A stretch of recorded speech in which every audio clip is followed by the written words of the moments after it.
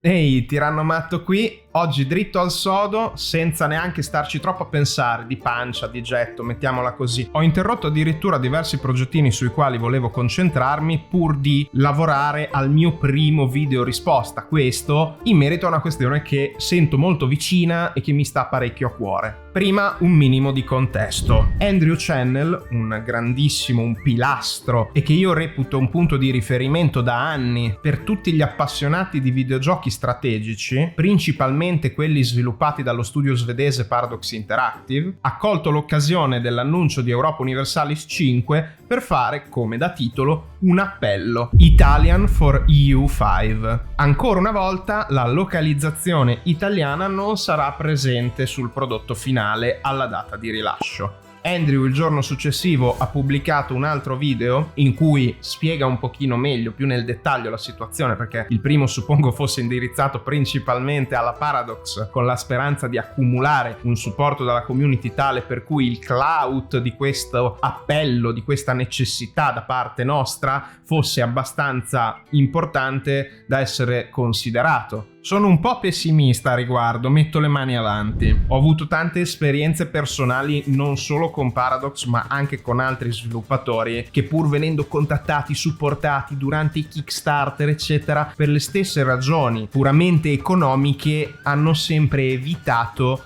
di affrontare il mercato italiano. Nonostante, come ha anche ricordato giustissimamente Andrew, ci sia del potenziale nel nostro mercato. E questo potenziale dovrebbe essere palesato, secondo me, anche semplicemente con un'analisi di mercato nei generi vicini a quello strategico. Il più facile a cui pensare, senza bisogno che io mi inventi professore di game design o che altro, ma storicamente facendo un po' di reverse engineering, i MOBA sono nati come una modifica, una mappa con un game design simile rispetto a un RTS. League of Legends, Dota sono figli di Warcraft, di uno strategico in tempo reale. Certo, qua si parla di grand strategy. Allora apriamo una parentesi, spostiamoci verso i giochi a turni. Pensiamo ai titoli di Larian Studios, che alla fine Sven Vincke ha avuto, assieme alla sua squadra, l'intuizione di tradurre subito. Sia i Divinity sia Baldur's Gate sono arrivati con la traduzione in italiano e hanno spopolato.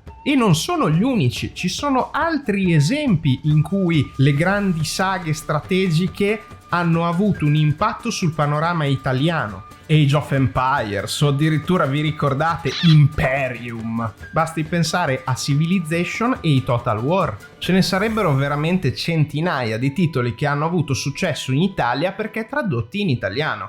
C'è un pubblico, c'è sempre stato, magari non di giovanissimi, ma noi esistiamo. Il problema magari è che grandi corporazioni, i grandi publisher, chi possiede l'IP, ha voluto fare dei passi indietro nel tempo. Se escludiamo i videogiochi, e ce ne sono di validissimi, anche strategici soprattutto, basti pensare a Total War Warhammer, cos'è successo a tutti i contenuti della Games Workshop in Italia? Sono calate le vendite, calato l'interesse, per risparmiare questa grande azienda ha deciso di non tradurre più un romanzo. E addirittura alcune edizioni di alcuni manuali di gioco, come Old World, che è appena stato rieditato però non è presente in lingua italiana. Il White Dwarf, la rivista per eccellenza di Warhammer, non è più in italiano da anni. La maggior parte dei contenuti Black Library non sono più tradotti. Solo di recente c'è stato un ritorno grazie ad Ala Nera. Vuoi complici grandi videogiochi su schermo come Total War Warhammer o Space Marine 2, certo.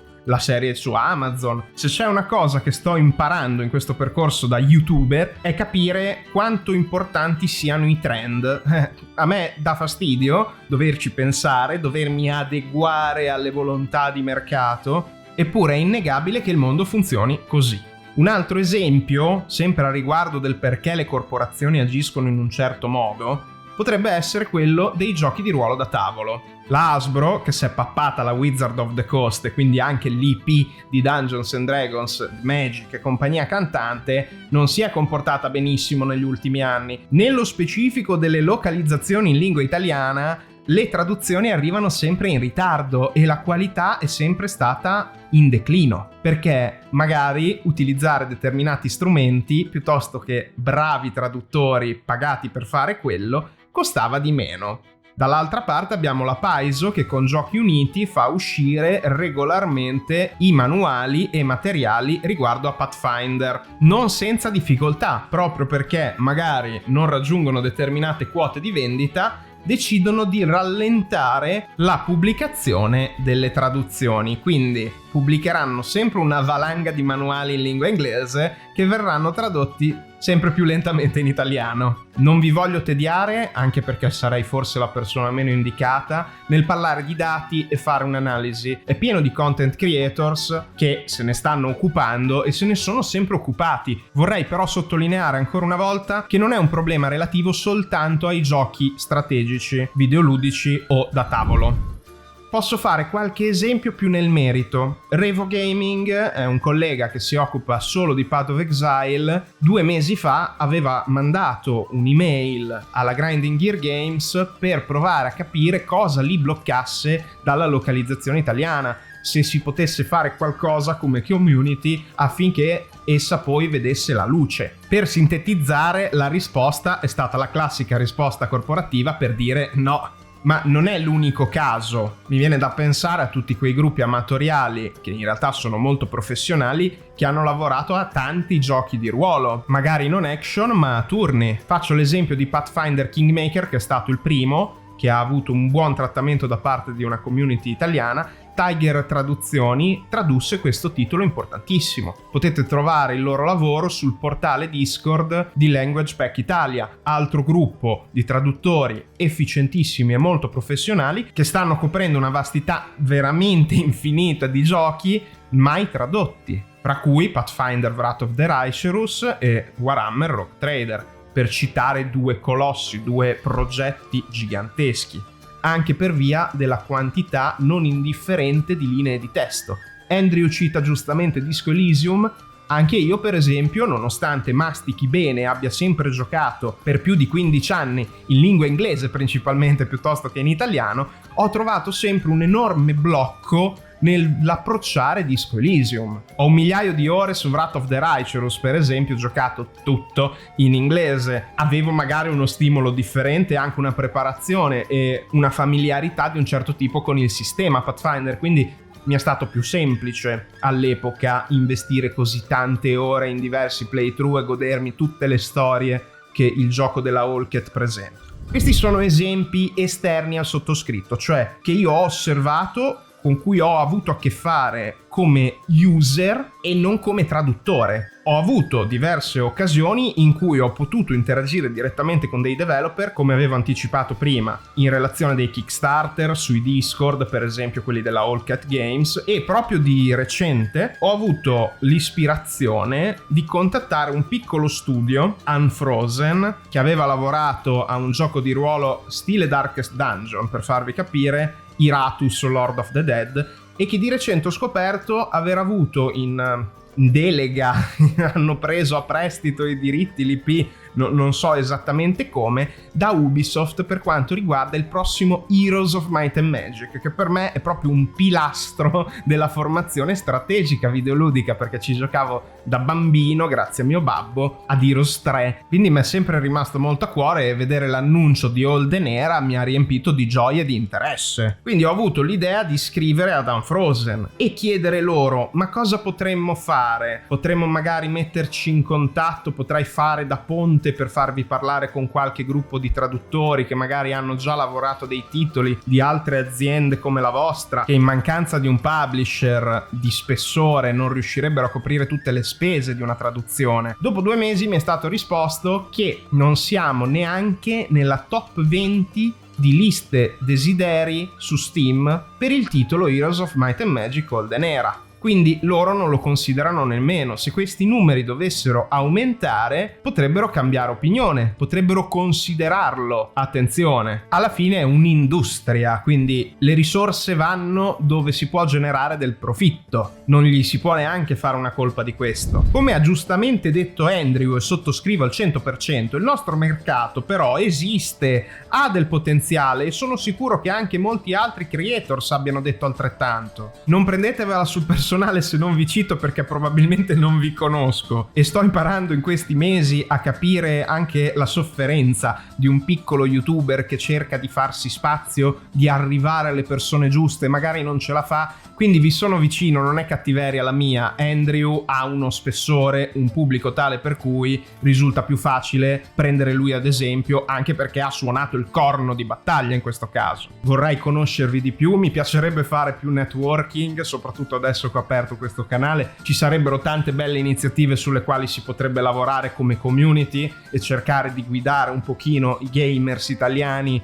a vincere determinate battaglie. Non dico che bisogna seguire una sola linea, ma con inventiva provare a portare soluzioni differenti e contribuire un po' tutti quanti. Io non saprei da dove iniziare se non nel mio piccolo, con questo video, parlando al mio piccolo pubblico, alle persone a cui arrivo magari in questi giorni per altri tipi di giochi che fortunatamente sono arrivati già tradotti. Basti pensare ai grandi titoli Bethesda, fra cui Oblivion, grazie al quale io sono riuscito ad avere un pochino più di visibilità, ma proprio perché credo se un titolo è tradotto e arriva con un buon PR, con una buona campagna pubblicitaria di marketing, il nostro mercato reagisce, è vivo. Se viene immesso il titolo giusto, tradotto, accessibile, masticabile. Andrew ha detto sacrosanto. Ci sono delle curve di apprendimento, soprattutto negli strategici, molto rigide e ripide. Se si aggiunge a queste curve anche il blocco, che per molti è la lingua, diventa disastroso. Posso citare la mia ragazza. Lei fa una grandissima fatica, non perché non parli inglese, ma perché quando gioca si vuole rilassare. E quindi se il gioco non è tradotto, fa fatica. Quando le ho installato la traduzione di Pathfinder Kingmaker del Tiger Team, ha recuperato un'avventura che altrimenti si sarebbe persa. C'è l'interesse, c'è la volontà di darvi soldi per dei buoni prodotti, però abbiate rispetto dell'Italia. Mi viene sempre da pensare a TVR Traduzioni, coprono un sacco di giochi indie che pochissimi comprerebbero se non fosse per loro, se non ci fosse il loro lavoro dietro. Non ci sarebbe mercato perché non c'è la volontà di venirci incontro e nemmeno, come mi è stato detto per esempio da alcuni membri di TVR, di riconoscere lo sforzo e il valore di un lavoro gratuito, quasi professionale. E mi dispiace perché gli sviluppatori dietro Solasta, per esempio, meriterebbero un sacco di plauso, eppure non riconoscono lo sforzo che questi ragazzi hanno fatto per aprire loro le porte al mercato italiano. Dovremmo spammare Tactical Adventures, Paradox, Grinding Gear Games, Olcat, Unfrozen e via dicendo, con i nostri messaggi pieni di odio, con i forconi? No, questa non è la strada giusta. Ci sono modi migliori, più efficaci per farsi ascoltare. Bisogna saper scegliere il campo di battaglia e la propria tattica, oltre che avere un'idea di fondo, una strategia per affrontare il proprio nemico. In questo caso, forse siamo noi stessi i nostri primi nemici.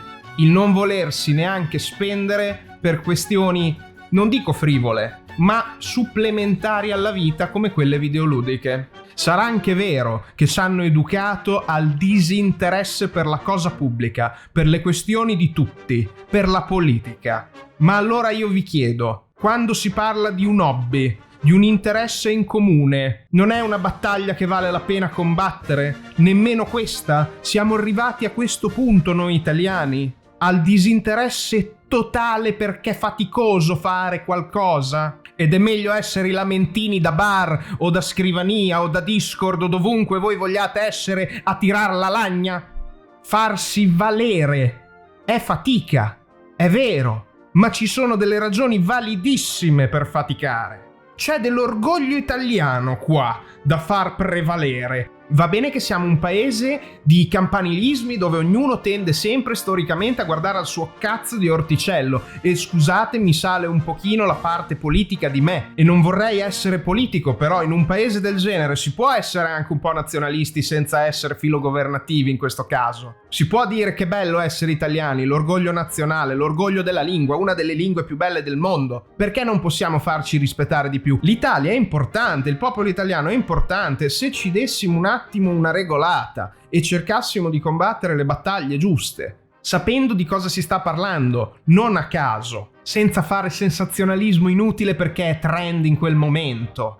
Ci sono un sacco di guerrieri silenti e nascosti che dalle piccole alle grandi cose in sto paese si fanno in 4. Adesso stiamo parlando del campo videoludico, di un'industria capitalista che però parla di arte, di svago, di escapismo. Il gioco è importante nella vita di ogni persona, in ogni fase della sua crescita. Difendiamo almeno il nostro diritto di essere considerati nel panorama internazionale capitalistico dell'industria videoludica. Non bisogna mica fare una rivoluzione, bisogna semplicemente organizzarsi. Non è un po' pensare anche al nostro orticello? Suppongo un po' di sì, no? Adesso faccio un po' di provocazioni. Vediamo se nel farne una questione individualista e non di massa sociale funziona di più con noi italiani.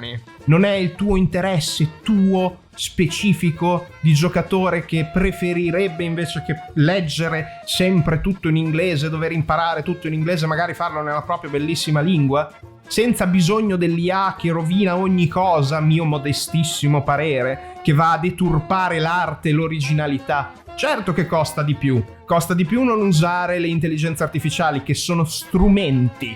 Badate, vanno comunque presi a mano da un essere umano, non possono essere lasciati andare, se no dov'è la qualità, dov'è l'anima? Non c'è più. Io questo ad Andrew l'avevo commentato sotto un suo video riguardo alla questione dell'IA, ma non voglio fare una polemica mirata al fronte interno. Anzi, mi scuso se può sembrare una polemica nei tuoi confronti, Andrew, questa sull'intelligenza artificiale. Ti sei spiegato benissimo nella risposta rispetto al tuo utilizzo dello strumento. Era più diretto alla questione traduzioni da parte dei grandi publisher. La polemica, come l'IA, è uno strumento. Credo che debba essere usato con parsimonia e con uno scopo ben chiaro in mente. Chiedo scusa per l'eccessivo estro, ma mi stava molto a cuore e comunque sono un po' matto. Ma quali sono quindi le soluzioni? Cosa dovremmo fare? Bastano questi nostri video per animare un po' il pubblico? O forse servirebbe qualcosa di più incisivo, come una raccolta firme? Ho una certezza. Sono sicuro che mettendo nella lista dei desideri i titoli che ci interessano e poi non comprandoli, si mandi un messaggio importantissimo. Resistiamo alla voglia di possedere quel gioco. Tutti quanti, anche noi youtubers, che potremmo lucrarci coprendo questi giochi. Qualche centesimo in realtà nella maggior parte dei casi. Tornando seri però, votiamo con il nostro portafoglio. Votare è sempre importante, in questo caso si risparmierebbero anche dei soldi mandando un messaggio. Stiamo prendendo tutti i piccioni con una fava sola. Spero che il mio messaggio sia chiaro. Quando abbiamo la possibilità di fare qualcosa e di attivarci, di fare fronte comune, lo possiamo e lo sappiamo fare. Sta a voi decidere se ne vale la pena. Grazie per aver cliccato sul teschietto del tiranno in questo video un po' particolare, un po' diverso dal solito. Spero di non aver offeso nessuno, spero di aver comunicato quello che dovevo dire, di aver detto i miei 2 centesimi in più, contribuendo così alla questione, che come spero di aver dimostrato non presento per trend, ma perché ci credo davvero. E spero che ci crediate anche voi, e se così non fosse, venite a fare un po' di bagarre, un po' di casino, un po' di litigio sano qua nella sezione dei commenti, senza offendere mai nessuno, per carità. Però se volete discutere civilmente, anche con animo, fatelo pure, io sono qui apposta. Vi consiglio in chiusura il 15 maggio alle 21 sul canale di Jamma andrà live un podcast con partecipanti tantissimi creators italiani in ambito di videogiochi strategici. Il tema sarà ovviamente questo appello di Andrew, che sarà presente. Sono curioso di sentirli un po', spero che lo siate anche voi. Ciò detto, Tiranno Matto out, anche oggi questo è quanto, alla prossima.